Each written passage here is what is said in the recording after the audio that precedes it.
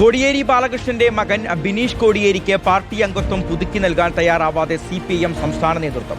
തിരുവനന്തപുരം ജില്ലാ കമ്മിറ്റി 4 തവണ തുടർച്ചയായി ആവശ്യപ്പെട്ടിട്ടും പുതുക്കാനുള്ള അനുമതി സംസ്ഥാന സെക്രട്ടറി MV ഗോവിന്ദൻ നൽകിയില്ല. ലഹരി കേസിൽ പ്രതിയായി ജയിലിൽ കഴിഞ്ഞതോടെയാണ് തിരുവനന്തപുരം ജില്ലാ കമ്മിറ്റിക്ക് കീഴിലുള്ള ബ്രാഞ്ചിലെ അംഗത്വം ബിനീഷിന് നഷ്ടപ്പെട്ടത്. 2001 തിരുവനന്തപുരം ജില്ലാ കമ്മിറ്റിക്ക് കീഴിലെ ഓഫീസ് ബ്രാഞ്ചിൽ ബിനീഷ് കോടിയേരി CPIM അംഗമാകുന്നത്. യൂണിവേഴ്സിറ്റി കോളേജിലെ SFI നേതാവ്, പാളയം ഏരിയ ഭാരവാഹി എന്നീ ഘടകങ്ങൾ പരിഗണിച്ചാണ് ബിനീഷിന് അന്ന് അംഗത്വം നൽകിയത്. 2022 വരെ ബിനീഷ് കോടിയേരി CPIM അംഗത്വത്തിൽ തുടർന്നു.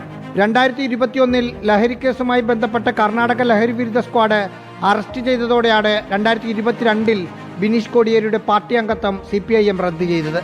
കേസിൽ ബിനീഷിനെ കോടതി കുറ്റവിമുക്തനാക്കുകയും ചെയ്തു. 2022 തന്നെ ജയിൽ മോചിതനുമായി. എന്നിട്ടും ബിനീഷിന്റെ പാർട്ടി അംഗത്വം CPIM പുനഃസ്ഥാപിച്ചില്ല. പലതവണ തിരുവനന്തപുരം ജില്ലാ കമ്മിറ്റി യോഗം ബിനീഷിന്റെ മെമ്പർഷിപ്പ് പുനഃസ്ഥാപിക്കുന്ന കാര്യം ചർച്ച ചെയ്തു. 4 തവണ ജില്ലാ സെക്രട്ടറി സംസ്ഥാന നേതൃത്വത്തിന് മെമ്പർഷിപ്പ് പുനഃസ്ഥാപിക്കണമെന്നാവശ്യപ്പെട്ട് കത്ത് നൽകി. എന്നിട്ടും സംസ്ഥാന നേതൃത്വം മെമ്പർഷിപ്പ് തിരികെ നൽകാൻ അനുമതി നൽകിയില്ല. അവിടെയുള്ള പ്രാദേശിക